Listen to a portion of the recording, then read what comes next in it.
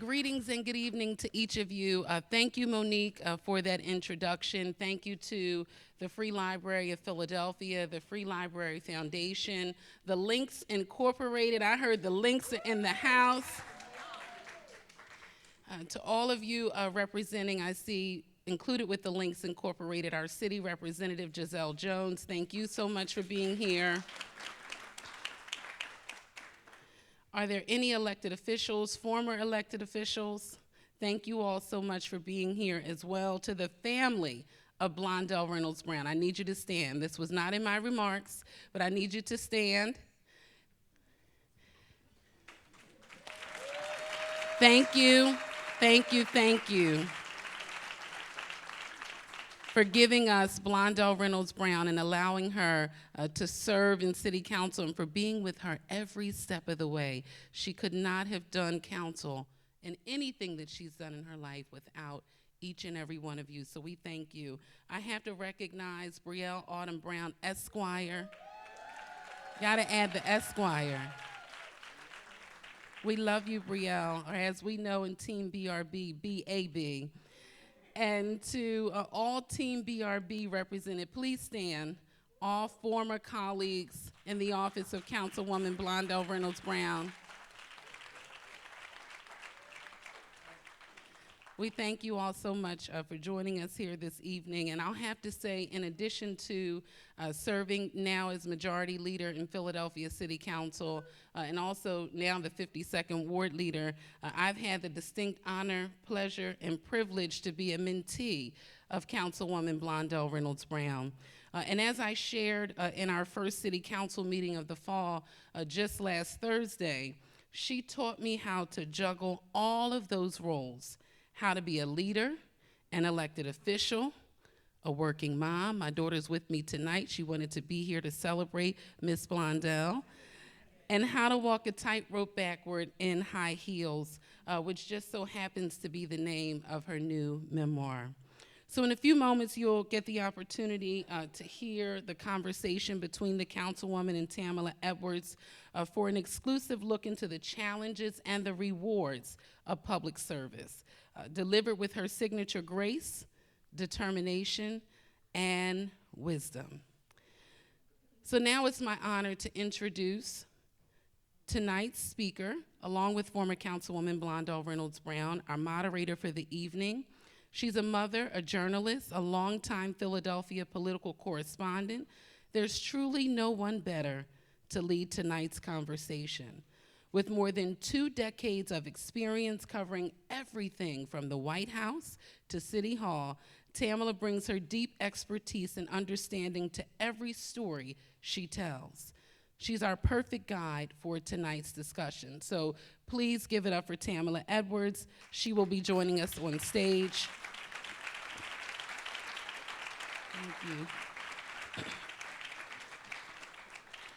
And now it is my tremendous honor to introduce to each of you the daughter of Sadie Tony Reynolds, oldest daughter of the Reynolds family, loving mother to Brielle Autumn Brown, Esquire, and my longtime mentor, former Councilwoman Blondell Reynolds-Brown. Now, I'm not exaggerating when I say that all of the success that I've been fortunate to experience in my professional and personal life is because of her. I first met former Councilwoman Blondell Reynolds-Brown in 1999, 26 years ago this year, when she was just elected to Philadelphia City Council and not yet sworn in. And at that time, she served as the only woman at large serving the entire city of Philadelphia in Philadelphia City Council. And through her career in public service, she has worked as an educator, a community leader, a political staffer. I see her former boss here, former Congressman Shaka Fattah. Thank you for being here. And she held the position for 20 years, establishing herself as a tireless advocate for her constituents. During that time, she championed the advancement of the opportunities for women, children, and families in underrepresented groups. She led transformative legislation that strengthened and supported the arts, women and minority-owned businesses, environmental initiatives, and much, much more. She pushed for meaningful change in our city, helping to grow women's representation on boards and in city contracts, creating the Youth Commission and the Women's Commission, increasing funding for arts and culture, and concluding her tenure in Philadelphia City Council as our majority whip. The list of her accomplishments, they're very long, and our city is undoubtedly better because of her leadership, and I know that I am too. But the work of a public servant is never complete, so now she brings her experience, her insight, her expertise to Frank DeChico and Associates, where she supports their government affairs and strategic public community engagement work. And in this role, she collaborates closely with former City Council colleague Councilmember DeChico and Carl Anglici and Andrew Zielinski to continue shaping the future of our city. I've learned a lot from Councilmember Blondell Reynolds-Brown, but one of the most important lessons I've always kept with me is to follow your dreams, to dream big, and if that does not work, dream bigger. And one of her dreams was to be a published author, which she can now add to her expansive and impressive list of accomplishments. As tonight we celebrate the official launch of her book, Walking a Tightrope Backward in High Heels. Having been there for many of the moments she is so thoughtfully detailed in her book, reading it was emotional for me at times because we relived our life in council. But the perspective she brings, navigating local politics, city council, and being a woman in public service is invaluable. Tonight, we have the privilege of hearing directly from former council member Blondell Reynolds-Brown. Every lesson learned, how to navigate everything life throws your way. And in the words of Miss Sadie, with gumption, with grit, with strength, and resilience and purpose. Ladies and gentlemen, stand to your feet. It's time to honor and welcome my mentor and now published author, Blondell Reynolds-Brown. Thank you so much. Thank you so much.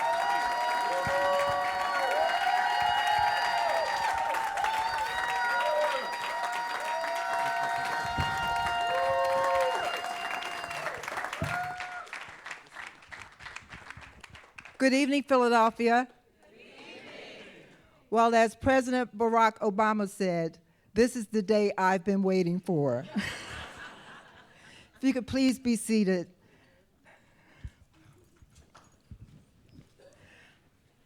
I would like to start with the end in mind.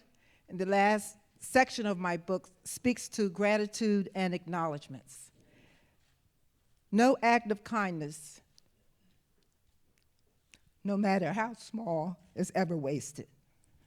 Gratitude is a very, very, very, very emotion to express. So until we can find a word that is more appropriate, thank you will have to do. And in that spirit, I have to be able to sleep tonight. So I'm not going to repeat many of the acknowledgments, but there are others that I must share because this is my only opportunity. Please bear with me. First, to the leadership and the membership of the board of the Philadelphia Free Library Foundation for finding my book worthy to be included with an awesome roster of artists and novelists and historians and writers. I want to thank very, very, very, very much the leadership whom you heard from a bit earlier. To my family and sisters, family members, all who are here, our mother would be so very proud, would she not? Yes. Hello? We have a couple of birthdays in the crowd, and we want you to love on them. Terry helped me save our home and drove all the way from Harrisburg. And so we want Terry Redmond to stand up along with my sister Angelina Reynolds because this is their birthday month, and at the end of this program, we want you to wish them happy birthday. There were a number of persons who arrived unsolicited as angels during that very, very dark season, and some of those angels are here tonight. James Grassley, who I call out in my book, Sue Jacobson, who helped me understand this new thing called crisis PR.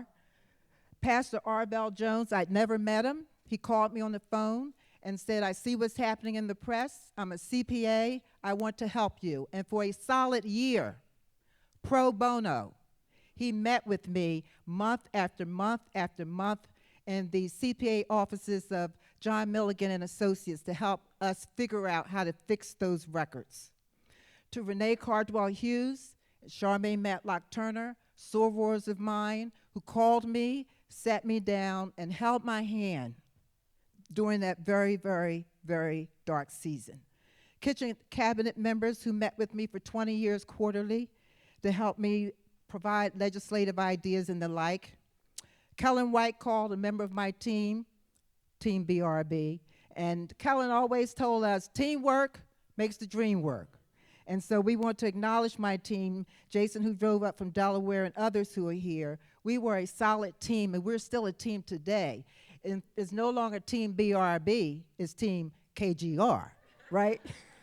Sheila Vance, who was my editor before a publisher picked me up, drove up from Washington, D.C. She's an author and lawyer and editor, and I thank her for your generous time those 2 years when you and my daughter told me, Blondell, you need to make some changes here. To my new League of Women, Walking a Tightrope Backwards hostesses who are going to be joining me as I do these book signings. I appreciate you women for the generosity of your time.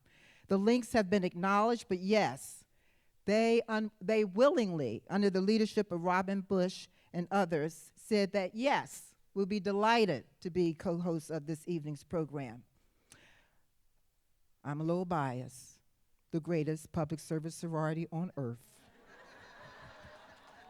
Delta Sigma Theta sorority.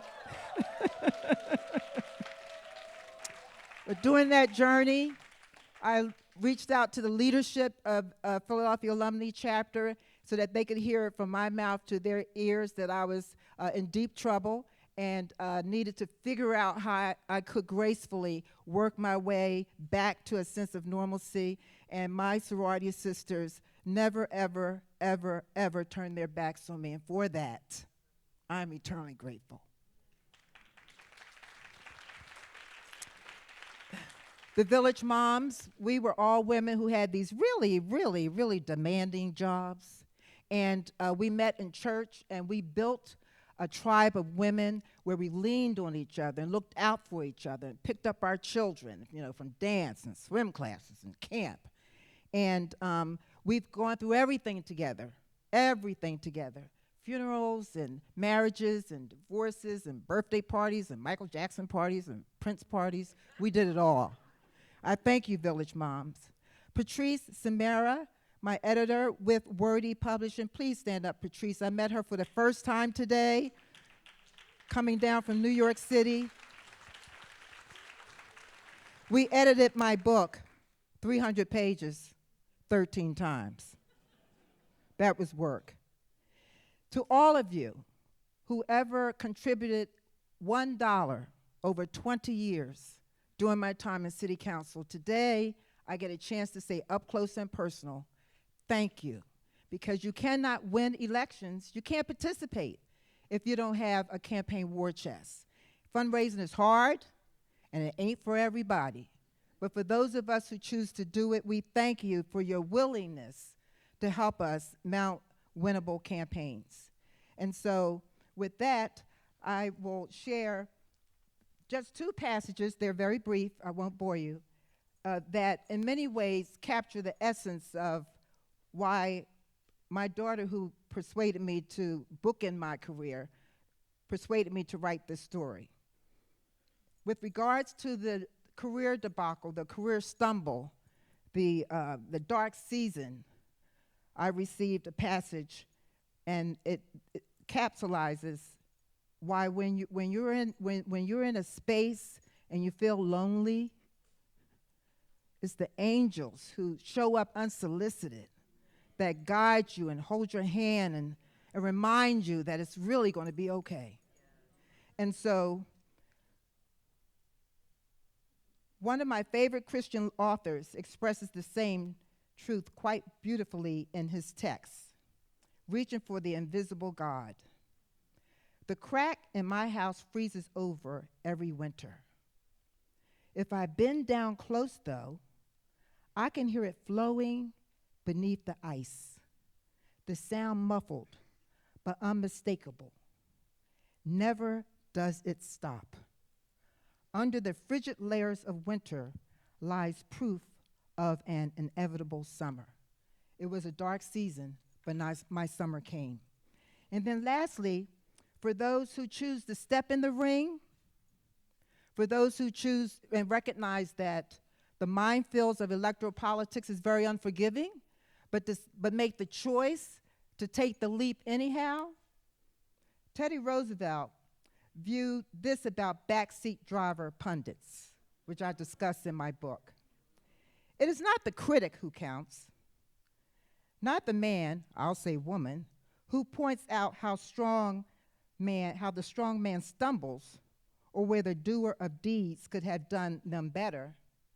The credit belongs to the woman who is actually in the arena, whose face is marred by dust and sweat and blood, who strives valiantly. So let's be mindful when we are critics of those who enter the world of electoral politics for the right reasons, that their hearts are in the right place, but then sometimes we have to work with those who don't share our same values. But we make the choice to give back anyway. Thank you for showing up, and I do hope you'll be inspired to pick up the book, Walking a Tightrope Backwards. And with that, the conversation begins.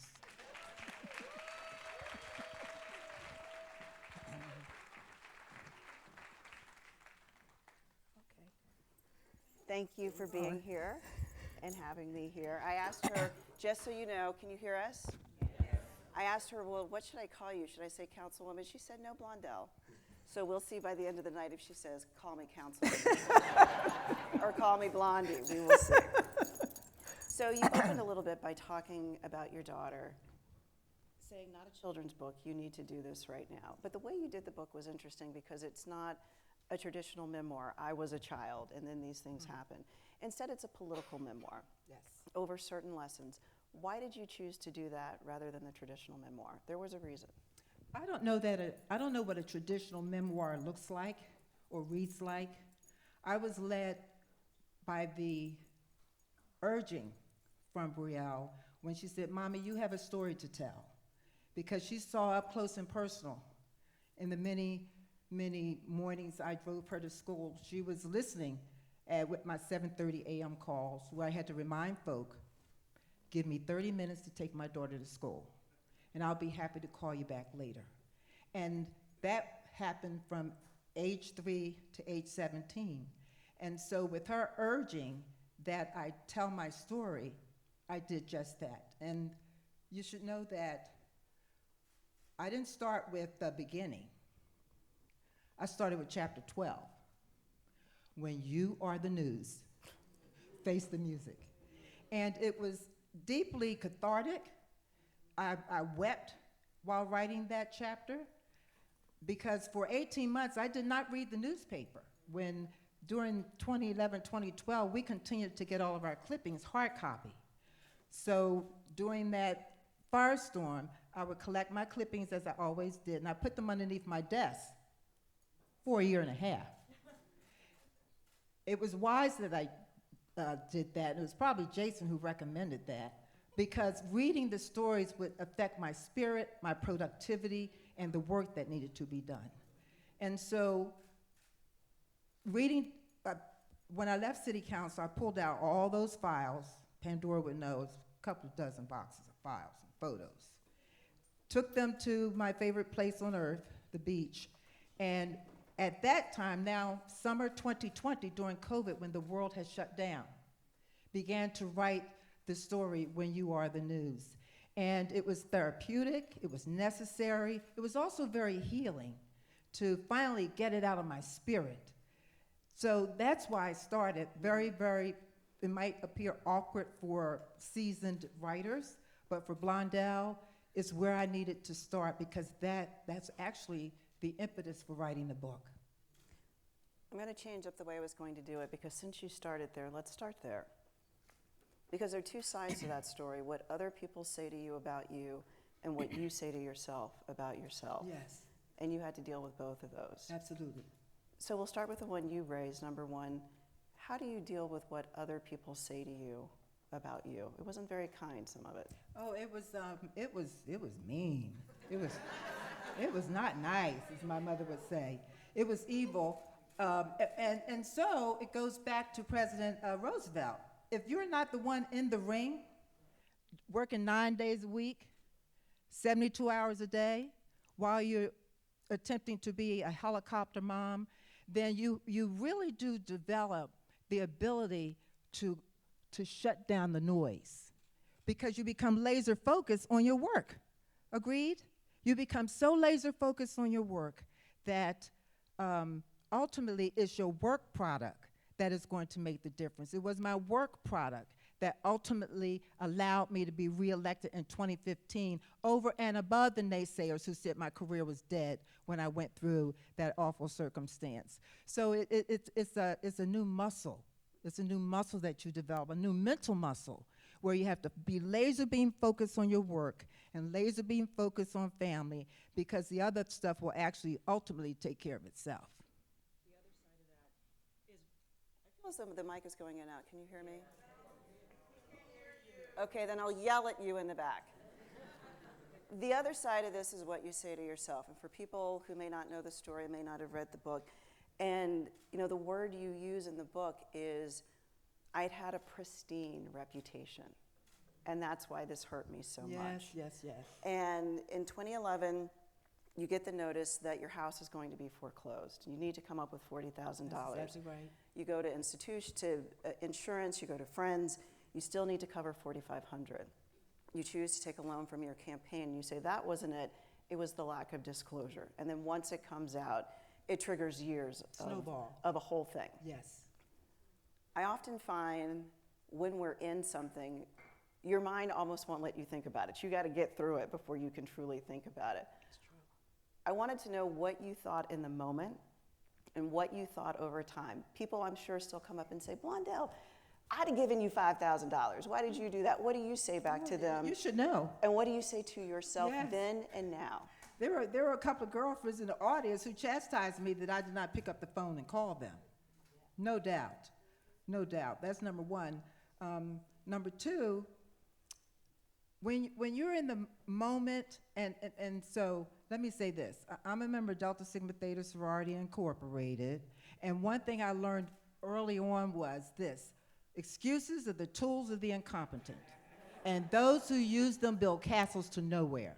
So I always had a problem giving excuses, and I definitely have a problem accepting excuses. To use the excuse that I needed to borrow the money to save my house, for me, what was an excuse? And so I didn't like, in the moment, here's the other part about that. When we make, and I learned this from my former boss, Congressman Fattah, you never make important decisions when you're emotional. You never make important decisions when you are emotional. I was consumed by the possibility that my daughter and my mom, because now I'm separated, my daughter and my mom would have no place to live. And yearning, searching, reaching for, how do I save our home so that I can keep her life stable for what that looks like while I go through this awful, ugly circumstance. So into your question, in that moment, I was driven by my emotions and clearly not following the intellectual assessment of my circumstance. Why didn't you disclose it? And I asked that. It's deeper. There was a reason you didn't want to talk about it. There was a reason you didn't want people to know about it. And have you thought about that and why you said, I don't want to disclose that? Because I'm guessing that's something a lot of people in the audience, it's so personal. Yes, you're going through this hard time. Was there a reason you said, I just don't want people to know? I just didn't want people to know. I just didn't want people to know. I certainly didn't want my mother to be confronted with not having a place to live when it was my responsibility. And for the record, I am deeply thankful that my former husband was willing to help us find a home. They had a mother-in-law suite. But for that, I don't know what would have happened. But I learned now with the benefit of hindsight, the beauty it was. For 20 years, my daughter never having to worry about a cold bowl of cereal. Brielle had a hot breakfast for 20 years. And the silver lining is that the foreclosure was embarrassing and oh my gosh. But the flip side of that is we were able to save the home, and Brielle helping her continue to have for what normal looks like, and that's relative, is it not? I'm thankful for that decision with regards to us having the mother-in-law suite, and I was deeply embarrassed about the possibility of losing our home.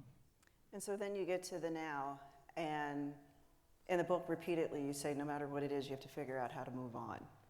And a lot of that is the story you tell yourself, the perspective you have for yourself. At this point, you could choose to sit there and look at it all day. It's not going away. What do you tell yourself? What do you take forward? The lessons that come with hiccups and heartache and heartbreak and moving forward is so important because our children are always watching to see how we're going to navigate our way out of dark circumstances. At the end of the day, none of us get an exemption. None of us get a pass for having experiences that bring clarity of perspective, experiences that are waking us to the fact that we now have to pivot and now become comfortable with an uncomfortable situation. So always with my mother, the angel in my life, I was motivated by this fact. My mother was a widow at age 37. My mother was left to raise 7 children alone. And we never heard our mother complain ever about how difficult it was to feed 7 miles for the years that we were there. I would go with my mother and actually work in the evening cleaning and sweeping floors downtown. My mother would teach school all day, come home and pick me up, and we would go clean floors in the evening. So if my mother could do it with 7, my attitude was, you need to figure out how you're going to get through this with 1. No excuses.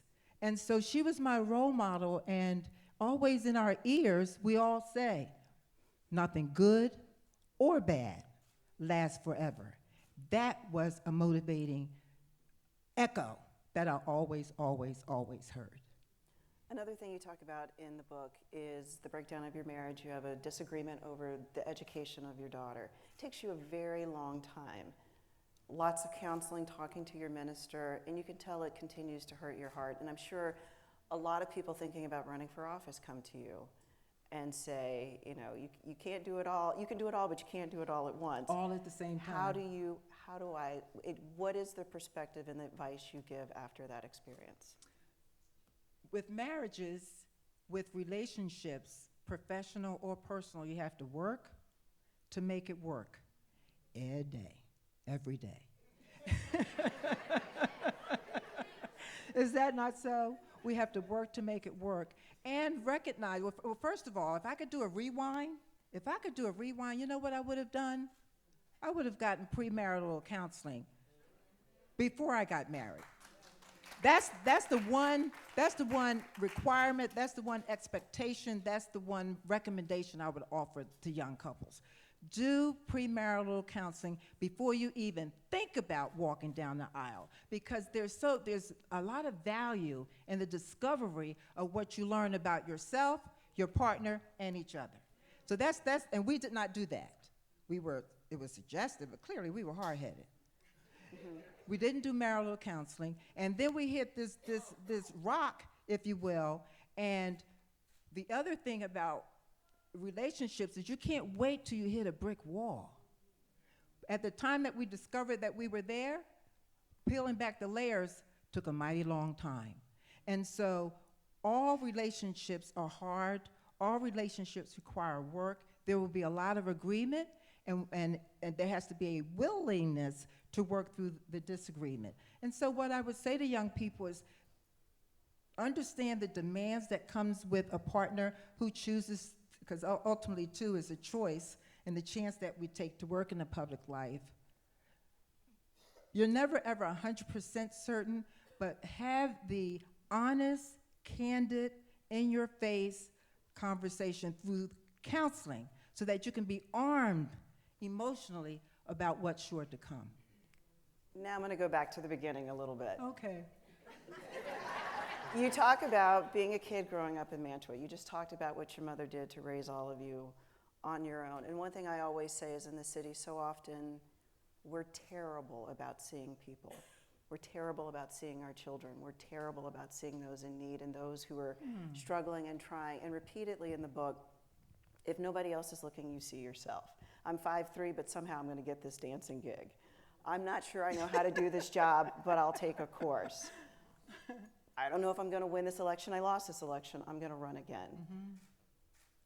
What is the trick that you tell young people to seeing yourself in the picture when the rest of the world doesn't even talk to you about the picture? That is a wonderful, important question for young people.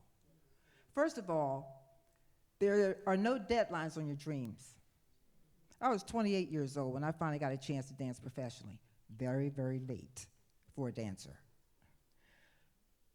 That's number one. There are no deadlines on your dreams. Number two, you have to be willing to put the work in. The only place where success comes before work is where, Brielle? In the dictionary. That's the only place where success comes before work. And so we have to remind our young people all the time, and as a former educator, one of the tenets of education is children need to hear something 7 times before it seeps in. It's probably true for adults as well, right? And so we have to repeat ourselves ad nauseum if we want to touch the heart of young people and help them understand that dreams are possible, but you have to put the work in. The other thing is there's a lot of time that happens between your dreams and reality. There's a lot of space in between your dreams and reality. And it's the work that you do with discipline and consistency and stick-to-itiveness that moves you to your reality. Then they have to see us practice what we preach, right? In our household, we were not permitted to sleep late on Saturday mornings. Is that not right? We had to go to school Monday through Fridays. On Saturday, my mother would say, get up and act like you got a job. And then on Sundays, of course, we were where? In Sunday school and church. And so Brielle was not permitted to sleep late on Saturday mornings. We had some kind of activity that she was required to do that would help her to grow to be a wholesome individual. Young people have to see us model what we're preaching. Agreed?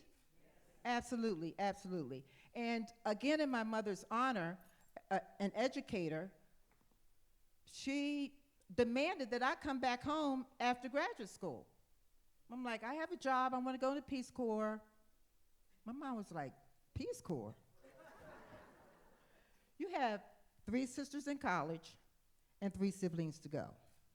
Your Peace Corps will be right back here in Philadelphia. It's the truth. So as a 22-year-old, I packed up my bags and I came back home to do my part as the oldest sister to make sure and help feed my mother's dream that all of our children go to college. We all graduated, which made her a very, very happy person. My point being, she lived what she expected of me. The other story I like to tell often is every New Year's Eve, my mother required all of us to kneel at her bed. It wasn't optional, it was required. And she would say a prayer for us for the year. So that experience, again, I've tried to feed with Brielle as a little one because it matters. Children model what they see, and young people have to see it to believe it. And so if we want to grow and build conscientious young people with character and a sense of hard work and grit to make their dreams come true, then we have to live that and show the example. In the book, you talk about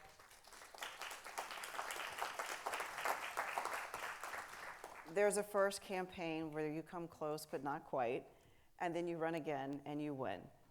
They say sometimes we learn more in failure than we do in success. What did you learn from the failure? Adversity is the greatest teacher. And compared to what you learned in the success? It goes back to another observation by my mom. Good, better, best. Never let it rest until your good is better and your better best. Do it until you get it right, no matter how many times it takes. And so, yes, I lost by 1.6 vote per division. Oh my gosh, less than 2 votes per division. If 2 more people per division had gone to the polls in 1995, as Congressman Fattah would know, I would have started 4 years earlier. And so there are 2 rules in life. The first one is don't quit.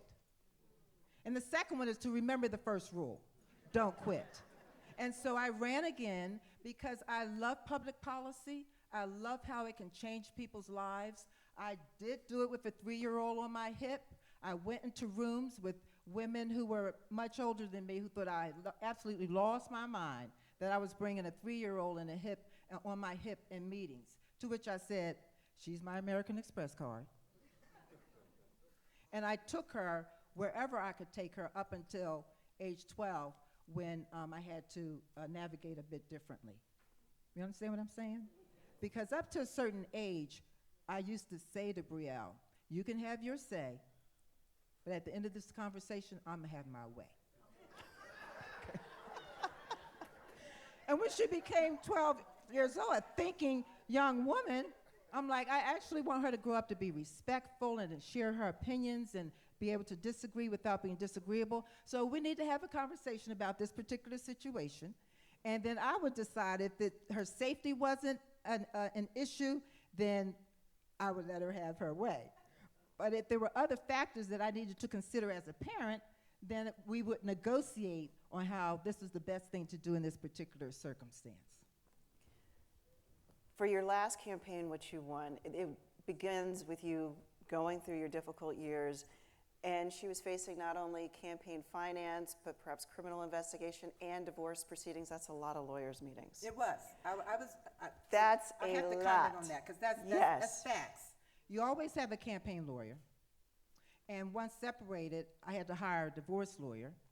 And now, I'm thankful that President Clark, who took me off site and said, Blondell, councilwoman, your situation is a lot more serious than you think, and you're well advised to hire a criminal lawyer.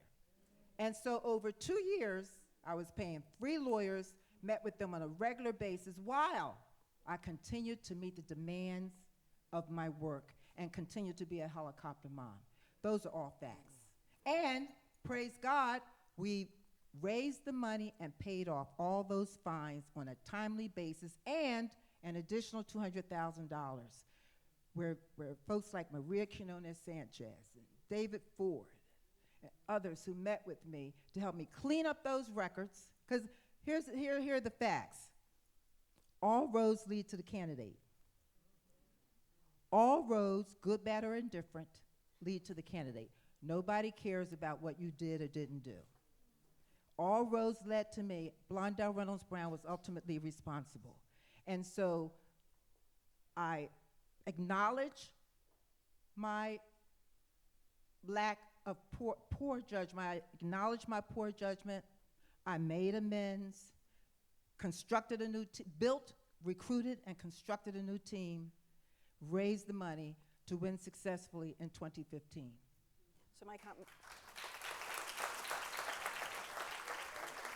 my question's a little bit different. If I had gone through all of that, I'd have said, I'm done. I'm not running again. What made you run again? I write the last chapter of my story. There was no way on God's earth, while I had tripped on the tightrope, okay, and my hands were burning from holding onto the tightrope. There was no way I was going to say die and not give it the final fight. That's just not in my DNA. My mother never ever gave up on her children. I had a model, a role model, a single widower who figured it out. I needed to figure it out. And when you have angels who show up unsolicited to hold your hand, provide you strategy, craft the execution of strategy so that you can walk through the tunnel and rise like the phoenix, there was no way I was going to allow anybody to write my final chapter. And that's why I decided to run again. Was it hard? 9 days a week, 72 hours a day. It was so very, very difficult because not only did I have to raise money, but I had to restore faith in those to support me. I had to remind them that we go into Wawa and Starbucks and Capitol Grill now because of the bill that my staff and I passed. Menu labeling, nutritional information, that's the work we did, okay? I had to remind voters that early in city council, you had tour guides giving a history about the city of Philadelphia and not saying a word about the Paul Robeson House and oh my goodness, help me out, Marion Anderson House in South Philly. They were giving tours of the city and not even sharing African American history. Not acceptable. It was our staff who put forth a bill requiring tour guides to take a test. Do you know Philadelphia's history really? Did we meet with opposition? For sure. So it was our staff. We changed the life of realtors because children were dying from lead in our city. We were one of the top 10 cities in the country with children dying from lead. Right, Julian? Okay? And so we led the effort to meet with HAPCO and others who care about the quality of rental properties and the life and life chances of our children. I had to remind voters about all those bills so that they could see that that was an error in judgment. Please don't define me by one incident. Look at the kaleidoscope of my career as you make a decision about my reelection. And then when it gets time for the next campaign, you decide not to run again, but it takes you a while to get there. It does. And you say in the end of all things, it was grief that made it hard to make the decision. Explain that. It took me 6 months to quietly communicate, talk with my daughter and my sisters, because we all know, those of us who work in City Hall, that the walls talk. And they whisper down the lane. And so the only way I could not have that happen is to be very, very, very, very quiet about my anguish. I was anguished. Just lost our mom. My divorce was final. And Brielle had graduated from undergraduate school. Number one. Number two, I saw too many council people leave City Hall, go to the hospital, and never go back home. I did not want to be one of them. Number three, I also knew that I have still other burning desires and dreams in my belly. And I knew I would never, ever, this book would not be if I was still in the Philadelphia City Council, because we work 9 days a week, 72 hours a day. Facts. And then lastly, I read this book here. I read a lot of books during that period. This book is called 5. Where Will You Be in 5 Years? I read this book 5 years ago, right? And it starts off by an expression from Dr. Seuss. Can you believe that? You have brains in your head, you have feet in your shoes. You can steer yourself any direction you choose. You're on your own and you know what you know. And you are the one who'll decide where to go. I knew I did not want to live just the length of my career in City Council. I also wanted to live the width of my career, and I could not do that running another 4 years. And so I made the difficult decision, and I'm here to tell you, I have no regrets, not for a nanosecond. Not for a nanosecond. I am thankful It was a lot of prayer. I reread 3 books during that period. The other is Move Ahead with Possibility Thinking. This is tied together with a paperclip because I've gone back to this book many times since my graduate school experience. This book changed my life, Move Ahead with Possibility Thinking. And then I reread Making It Happen, A Christian Looks at Money, Competition, and Success. And then the last one I read during that crisis was Learning to Trust God. Reading these books during that 6-month period reaffirmed and shored up the decision I made. And I'm just so grateful for the wisdom and for the clarity that I was able to gather during those 6 months. Reading is power. So you all are going to get to ask a question. We're going to open it up in a minute, but I told her I did want to get her quick thoughts on a couple of things in the news because every day it is so much. You are particularly proud of your work with women and children and the African American community in Philadelphia. A headline this year is 300,000 black women have lost their jobs this year, and it's not an accident. How do you assess what's going on, and what should leaders be doing? Well, history is important, and you should know there were 2 first ladies that produced comprehensive assessments of the status of women in America. They were Eleanor Roosevelt and First Lady Michelle Obama. Facts. And so, thank you, Michelle Obama, for elevating, if you will, the status of women, but more specifically, the status of black women in the city of Philadelphia. That document was that thick, and my staff and I read it and used it as guideposts in developing legislation. So what can I say? Shirley Chisholm, or maybe it was State Senator Roxanne Jones who said, and yes, Charmaine Matlock Turner. Yes. I learned from State Senator Roxanne Jones, in your own time, in your own space, with God's grace, you can make a difference. All right? So, given this awful, harsh reality, what can we do as women organizations? First of all, coalition building is vital. Singular voices it's hard to do. So I would urge us, women organizations in the city to register formally, that it ain't okay, and to reassure women who've been negatively impacted by those circumstances that we see you and we recognize that it's not okay. I'm at a loss beyond that. We can only start in the corner where we live. So we should be and could be knowing what happens at the city level, because that's where we have some level of influence and some level, control is a word I seldom use, but some semblance of influence. So I would be curious to know of that number, how many of those live in the city of Philadelphia? And let's look to see how we can help those women, because they're homegrown right here in the city. I would start local. We often hear politics is local, and that's the way I would approach that. We're in different times. Former Vice President Kamala Harris will be here in a few weeks talking about her book.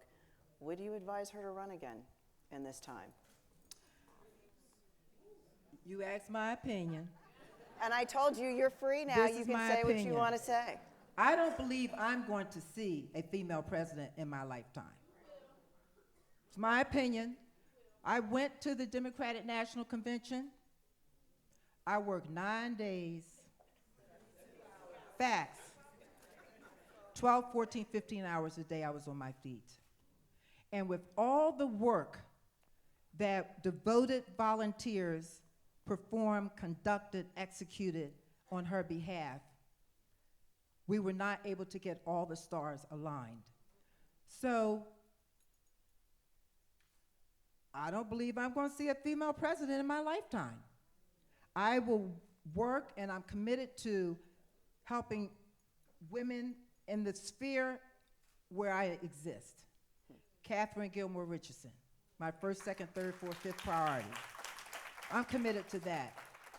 When I recognize all of what's required, not only by you, the candidate, but by the team that you build and by the organizational structure that you have to function in, I am convinced that I will not see a woman president in my lifetime. We've tried twice, and we failed twice. And so I would love to be proven wrong, but you asked the question, and so that's my 2 cents. Going to end on this one. A lot of people out there are dealing with feelings of helplessness, division, and malaise. I'm sure you feel it too sometimes when we look at where we are. How do you deal with it? Repeat the question, please. A lot of people out there are dealing with feelings of helplessness, division, and malaise. How do you deal with it, and what do you tell others? We have to start in the corner of the world that we occupy. We have to be genuinely, authentically interested in, seniors. I worry about seniors and what they're enduring during these times like now. And so we can only make a contribution in the corners of the world where we occupy. And that would be how I approach those who are in a space where they feel not optimistic and the like. I'm also a reader, and I do believe in recommending books for others to read. And there are so many books on optimism, and why there really has to be a sense of hope and let that triumph over everything else, because oftentimes that's all we have left to deal with anyway. I try to let Arthur Ashe be my mantra. Start where you are, use what you have, do what you can. Because what else can we do? Wow. So does anybody else here, this is your moment to ask Blondell a question. And I think we've got some microphones. Look, we got someone right here. We'll start right there. And then there's somebody back there. Julian was on my team. Give him a hand. Julian, you're a ringer. Thank you, Julian. Councilwoman, it was wonderful this week to reflect on your leadership and the things I got to see from being able to work on your team. I'm hoping to first just honor the space that you always made for interns. There were a lot of council offices that had a couple of interns during the summer. You did that, but you also had interns fall semester, interns spring semester. You made sure that the high school level got involved, the college level got involved. You brought in fellows whenever you could. And I wanted to just first honor that, but then ask the question, why did you decide so consistently to make space for young people in the context of your service? Thank you. You're welcome, Julian. If not us, then who?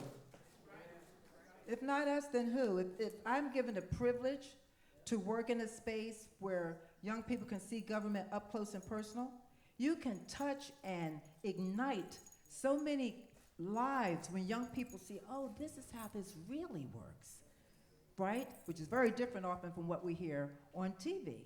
That's number one. Number two, I'm an educator by training, and my master's degree certificate was in youth development. I get such a charge out of giving young people opportunity and letting them surprise themselves. It goes a mighty long way. And that's why I was always committed, and actually required my staff to be as committed. And as you can see, it made a difference, right? That's why. And then Blondell, I don't have a question, I just have a comment. I want to say thank you for your more than 20 years of service. Thank you for your love of Philadelphia. Thank you for your friendship. Thank you for believing and investing in a small business like mine. And thank you for all the lessons that you've taught all of us in Philadelphia, as well as this auditorium. And there are many, but the most important lesson that I learned is that it does not exist if it's not in writing. Facts. There's a Thank you, question. David Sims. There's a question back there, the gentleman in the hat. Please share with us your name. Hi, Blondell. It's Uriel. Oh my goodness. Blondell, my first job out of college in 1983, Blondell was my boss at the Penn State Recruitment Center. And I have to say that with the one thing I took the rest of my career learning from you, you were a great leader, was your energy. And we were both dancers. I used to dance with Folklore Boricua Dance Group, and at the time you were. So you left that energy. I don't know, it was some positive, good, clean energy. That's all I gotta say. But I wanted to ask you a question about, I've been the last few years of my life, I've been studying failure. Studying Failure. And academically? no, just life. I think it's Okay. because I failed so much in my life that and I think it's wonderful. So can you tell us from writing this book what was your biggest failure that taught you the most? That's a good question.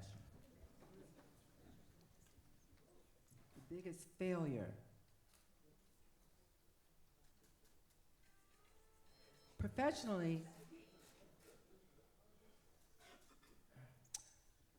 we were very victorious and successful in passing a number of legislative bills, and we experienced a few losses as well. And the learning in the losses, for me, included not adequate collaboration with the opponents of a piece of legislation, helping everyone understand that disagreement does not mean disrespect. It's a matter of getting minds around the table who are unlike yours so that you can get to the best middle ground around a particular bill. And you get better at that the more losses you had, because we always did assessments when we weren't able to get 9 votes, and we were very, very, very careful and tactical not to call up a bill if we didn't have 9 votes, right, Julian? Right, David? We were very, very careful in making sure, sometimes not just 9 votes, but 12 votes, because folks might change their vote on the way to the count, right, Council Lady Sanchez? All the time, all the time. So that's one example I can share with you. It takes, my mother used to say, it takes all kind of people to make the world go round. And in the legislative process, that's also very, very true. And so we had to always work to be accessible and honest and candid, but then also be very academic in providing the pros and cons around a particular issue, because we were about one thing: getting a bill passed so that we can make a difference in people's lives. That's the example I could offer up. Mike coming. Okay. Dawn. All right. So I'll Thank go. you, Dawn. All right. So Blondell. Yes, yes, yes. Here. It's me, Rana. Hi, Blondell. How you doing, Rana? Thank you. So I just wanted to say how much I admire you. I've gone from knowing you through my mom to now having a personal relationship with you. And just, we've talked about this book over the years and how you were just very focused and determined. And every time I saw you, we were talking about the book and how's the book coming and what's going on. But the fact that you have taken all of your life and exposed it, that takes courage that is beyond belief, right? So for you to do that allows others, gives others permission to do the same. And I just want to thank you and honor you as your friend and soror to continue to soar. Thank you so much, Ron. It was very, very, very, very freeing. It was very freeing to reveal my flaws and to reveal my errors, but also to share the corrective action I took going forward. Because sitting down is never an option. Thank you, Raina. Hello, Councilwoman. I can't call her Blondell. I've tried, and I literally can't do it. She's saved in my phone as Ania Councilwoman. Sharp-Brown, one of my former staffers.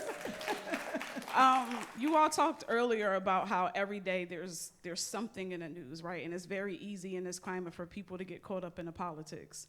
And one of the things that I think helped me thrive in city council, I won't say survive because that was my first city government job.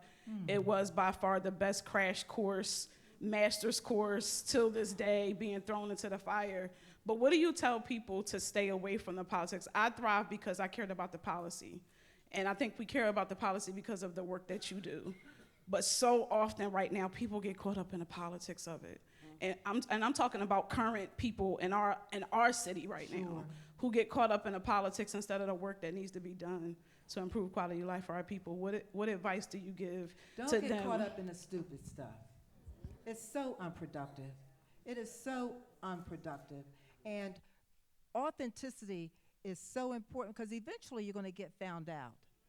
There are some, and I've sat with a couple of council people and said this from my mouth to their ears.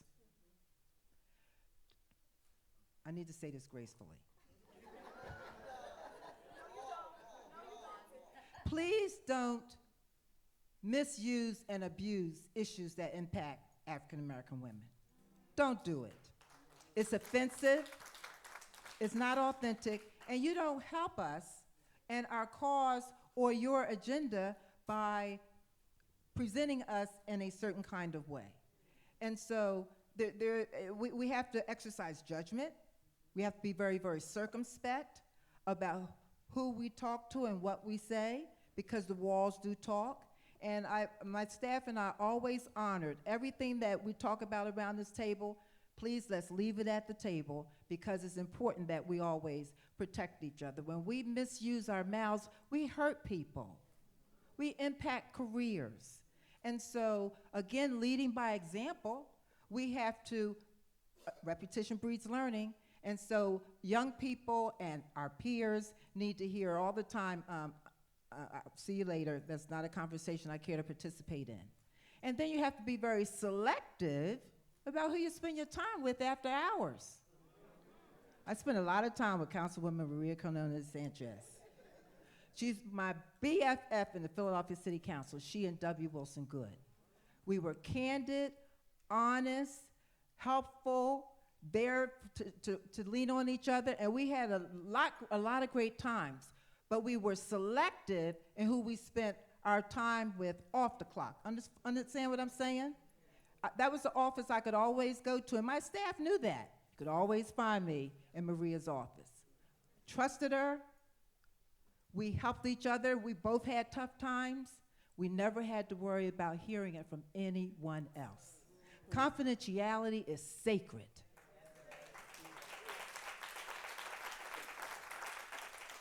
And so to help me raise to that question, we have to be very, very, very, very circumspect and selective about who we want to spend our quality time with.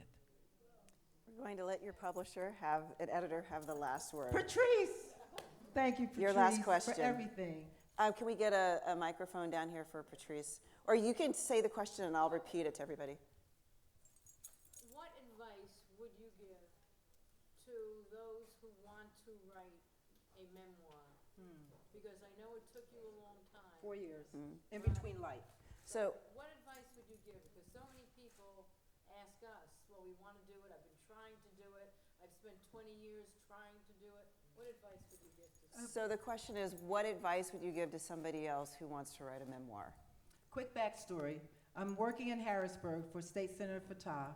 I go into all of these meetings, and 50 state senators, in meeting after meeting of legislative aides, and no one looked like me. No, right, Charmaine? No one looked like me. So I go into Senator Fatah's office one day, and I complain. I'm like, I'm always going to this education committee, and I don't see anybody who looks like me. Here is what his response was. Blondell, don't complain about it, be about it. He planted the seed for me to think about running for elected office. So for those of us who have a story burning in our souls, journal. You'll be surprised how that can feed the ultimate document that you prepare. I started out writing my story in longhand on notepads. Granted, I had 2 or 3 dozen boxes of files. I honestly did.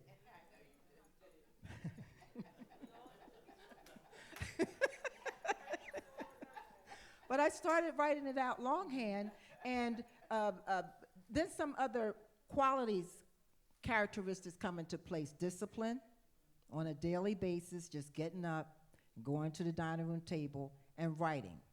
Brielle saw me on my iPad. She was like, Mom, what are you doing? I said, I'm writing my book. She's like, Mom. She taught me how to use a computer. during COVID. Facts. But it took daily consistency, habits, to be serious about the story I wanted to tell. Journaling gets you there. For those of us who are technically savvy, that would not be me, record and then write. But you have to develop the habit, right, to consistently, if you want to see yourself moving towards the goal. It's not going to happen by osmosis. It's not going to happen because you dream it. You have to do the work on a daily basis if you're serious about telling your story. Thank you to all of you, and thank you. Thank you very, very much. Thank you, everybody, for your time. Thank you for your time.